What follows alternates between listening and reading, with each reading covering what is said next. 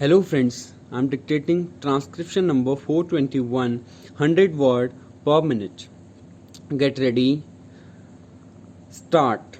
Sir, very valuable suggestions have been made both in regard to the housing policy of the Government of India and also in regard to prefabricated housing in the context of this Hindustan housing factory.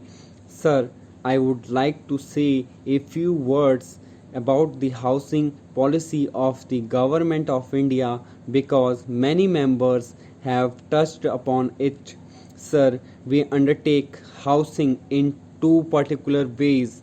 One is social housing that we undertake through the state governments, and the other is contract housing which is undertaken by the Ministry of Housing through the Central Public Works Department. As far as social housing is concerned, I fully agree with Sri Sapru that housing occupies a very important place in our society.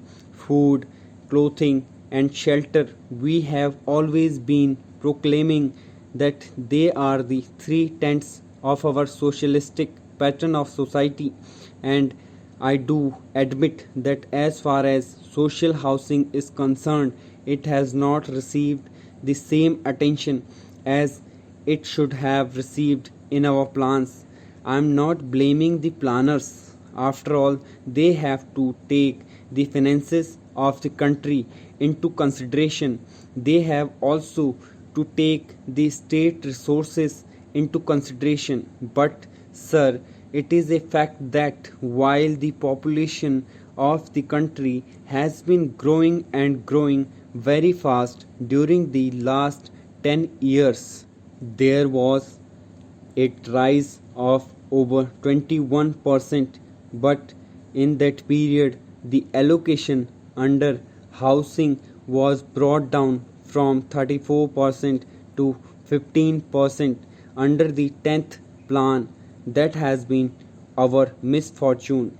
And sir, the states too, in spite of the fact that the allocations have been lowered, have also not been very active or enthusiastic about the housing programs. There have been lapses, and some of the houses which were built for the industrial workers have been allotted to non-entitled persons, and when the emergency started, even the allocations made for housing in the state plans have been diverted to the other projects. They are good projects, important projects, but if we concede that housing gives a man a certain amount of satisfaction, security of life, a home, housing has to receive some priority, if not a very high priority. I have taken this up with the Finance Minister and the Planning Minister. I have also been to the Life Insurance Corporation. The Life Insurance Corporation has been very helpful. Now, sir, I come for a short while to the housing which is undertaken directly by my ministry. A reference has been made to Delhi. A reference has been made to the unfortunate conditions under which government servants have to live, and the last speaker very rightly remarked that the rents in Delhi are on a very high side. I have to accept all those premises since I took charge of this ministry. It is nearly a year now. I fully examined the problem from all its aspects. I find, sir, that previously we have been more concerned with paying house rent allowances to our government servants. We have been taking property on lease. We have been requisitioning properties, sometimes paying very heavy rents, and at the same time maintaining those properties which belong to other people.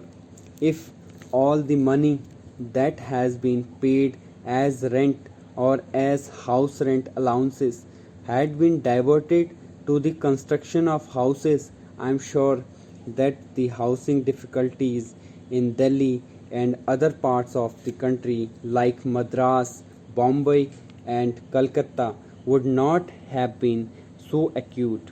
It is a fact that the government servant who has a house has a different outlook. He works in a different way, but nearly 66% of the government servants in Delhi have to take houses on high rents, have to pay very heavy rents, and sometimes they have to live very far away from Delhi. During this year, we have sanctioned housing schemes to the tune of rupees 15 crores in the last 5 years of this ministry. Schemes were sanctioned only to the extent of rupees 7 crores. I am not casting any aspersions. What I am trying to say is that I have doubled the program of housing within 1 year as compared to what was done during the last 5 years.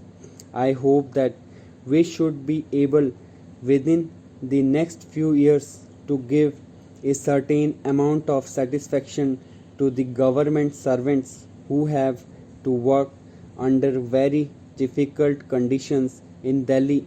It is not a very happy position in which I am when I am told by the government servants who come to see me that every minister has a house, every member of parliament more or less has been provided with some sort of accommodation.